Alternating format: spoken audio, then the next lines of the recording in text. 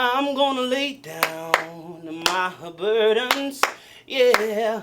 Down by the riverside, down by the riverside, down by the riverside. I'm gonna lay down my burdens, yeah. Down by the riverside, steady, steady war no more, steady war no more. Oh, I'm gonna lay down my burdens, yeah. Down by the riverside, down by the riverside, down by the riverside. I'm gonna lay down my burdens, yeah. Down by the riverside, steady, steady war no more, steady war no more. I, in my search, obtained this magazine to get it into the hands of people that ordinarily I felt would not get a hold of it. And that's by way of everyday people that I used to, are still where I go to get my hair cut at. Some of the people that I know that hang out at some of the places that we may have lunch at. Also, some of the senior citizen centers, where everyday people are who probably aren't even aware of the project, that I thought I'd make sure that this magazine would filter not only wide but also deep. Hey brothers, how's everybody doing? Got some hot information for us today, man. Right on. Hey, my man, ain't seen you in a while, brother. And how you been, man? What's going on, brother? How you doing today? How's everybody doing today? You grab some brother? Oh man, I'm next. I walk right into it, huh? All right, brother. All right, brother. Sounds great to me. It's good to see you again, brother. Oh man, I'm glad that appointment book's still working, bro. It's all good. It's all good, brother. It's all good, brother. Hey. It's all good. Hello? You gonna take care of me as usual, huh? Oh, yeah. I was born in the year 1942, which makes me at this time 77. Appreciate you, brother. I was born on, I think it was 20-some block of Delashade Street. It was not at the hospital. I think my mom told me it was at home. And of course, we don't remember our birth, but we just go by what mom tells you. I never attended integrated school. All schools I attended during my childhood and into young adulthood was segregated schools. 1954 Supreme Board decision, Brown versus Board of Education, hadn't affected the New Orleans community by the time I got out of school. So everything was segregated. You could tell that they were, at some point along the line, that they were separate and unequal because the books that were passed on to you, a lot of times, I looked in some of my uncles and my father's books and stuff like that had white names in them.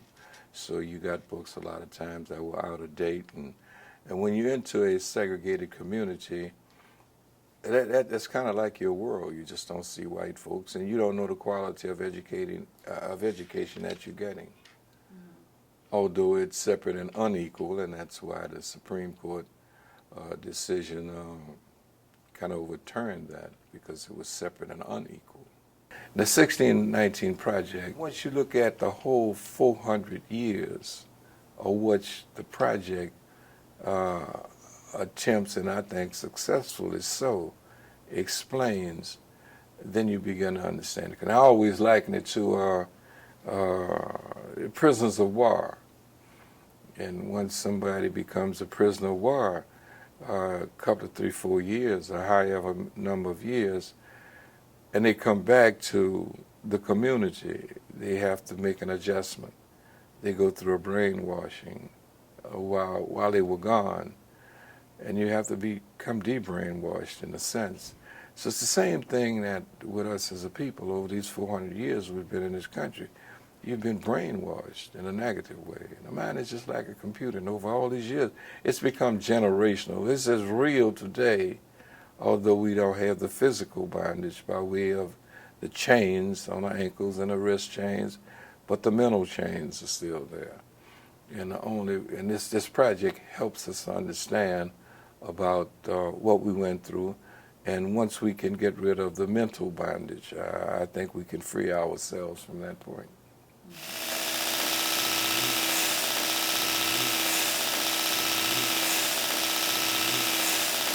So you've been barbering since 1963. 1963, yeah. How many people didn't come to your chair, you know? I can give me $1, I'll be all right. Yeah, right. I cut so many of them. I had kids, grown ups come back to me, give me, you know. So, Bobby will be good to me. He's cut the hair of some of our grandchildren in some instances, and definitely the next generation. So he's probably cut about a couple of 2-3 generations of hair, and you figure that conversation is shared among all of those generations. What y'all talk about? Some of the things is just men conversation.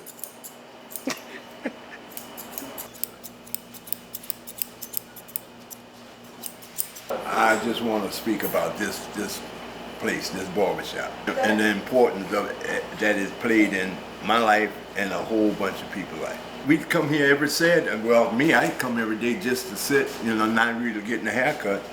But you get so much wisdom and knowledge. He had another barber here, Doug Wilson. Those two in my life played a big part in my life. And what I know and what I, accomplished, they encourage you. You have the little ribbon thing going on too, which is fun. But that's what I basically want to say. Coming here. We were here and then we were over there. We moved, but wherever we was, it was a learning experience. In the meanwhile, you're having fun too. So that's basically what I want to say. Oh, freedom. Oh, freedom. Oh, freedom over me. And before I be a slave, I'll be buried in my grave and go home to my Lord and be free.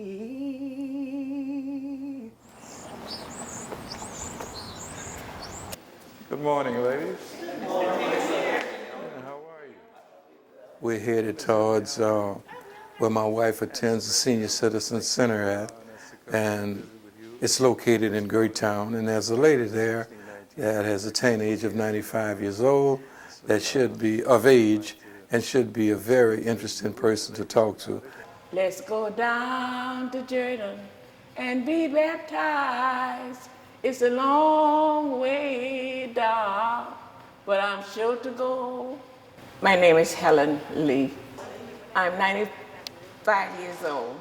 I was born 1924. Where were you born? Baldwin, Louisiana. When I first came down here, it was right nice.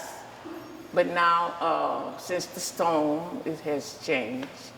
It left everybody has it, till we got kind of situated in place. But then it straightened out and lived right nicely after that. Greytown is, then it improved and then it deproved, if that's the right word. I don't know if that's the right word, deproved. Well, I've been in Greytown since 1954. Greytown, at that time, everybody looked out for each other. We had at least three corner groceries. You didn't have to walk to Carrollton or Jeff Davis to get a soft drink. We had cleaners. We had drugstore. And naturally, we had like little sweet shops and bars and things. In other words, in this neighborhood, you had everything you needed. It was all black owned. That's what I'm talking about. I'm not talking about anything else. Black owned. See, but now after Katrina, you have nothing, just as well said. But Gertown was, and I would say still is, a good place to live. We old enough to have remembered the days of segregation in this country. We definitely remember the type of poor schooling that we got as far as us as a people was concerned. Well, the school for me was, well, that's way back. We had pot belly stove, you know, then. And we had school teachers that was very nice, understanding. And we had, well, we didn't have much books then, but we will we'll alternate our books. I have a book, I'll give it to my friend to read, and she'll give it to her friend to read, then it come back to me, because it was my book, because that was my book, because we used to buy our own books then. It was in the town where I was, we had the opportunity to work. I've been working since I was about 6 years old. We picked strawberries, cucumbers, squash, peppers. Don't leave strawberries out. Strawberries is the main crop. And beans. Cotton. Cotton was a crop, August, in a bald hot sun. But you know what? At 13 years old, I picked 165 pounds of cotton. Because the lady that was in the row near me, she took 2 rows. Well, you all don't know anything about that, but anyway, she took 2 rows, and I said, today, I'm going to keep up with her. So she got 168, and I got 165 pounds of cotton. That's right. So from there, I cannot say I had the hardest time. I'm poor, still poor. But I thank God I have the necessaries for life. That's food, clothing, and shelter.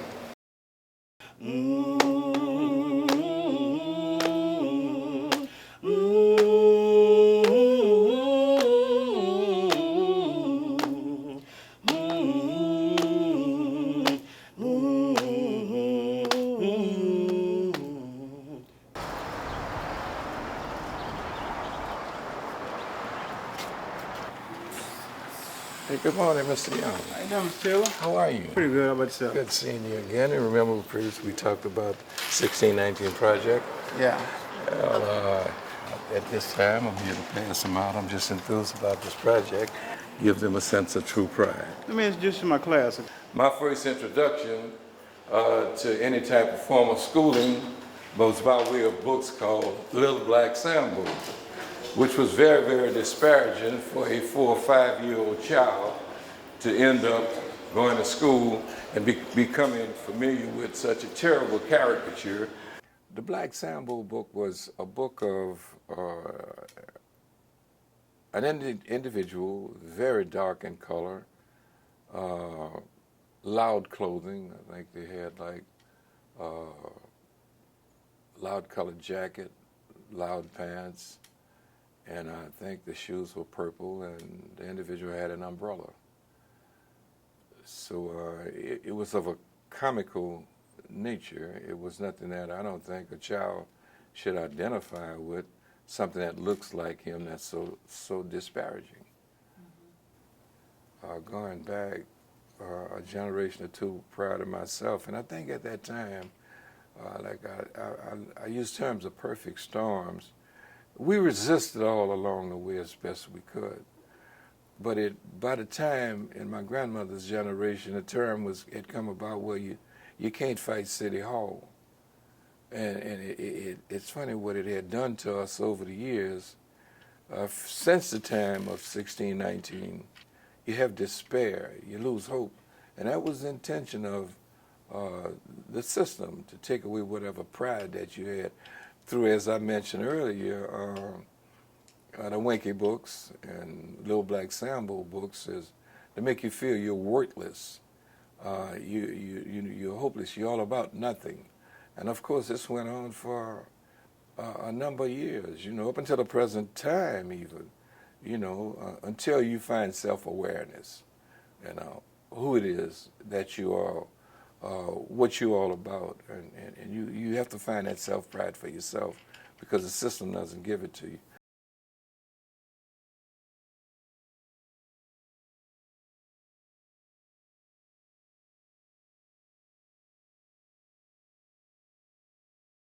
We have to read this information and make it a part of us. We have to wear this information because once we take in this information, wear this information, then you start finding a true sense of pride and a true sense of self-worth.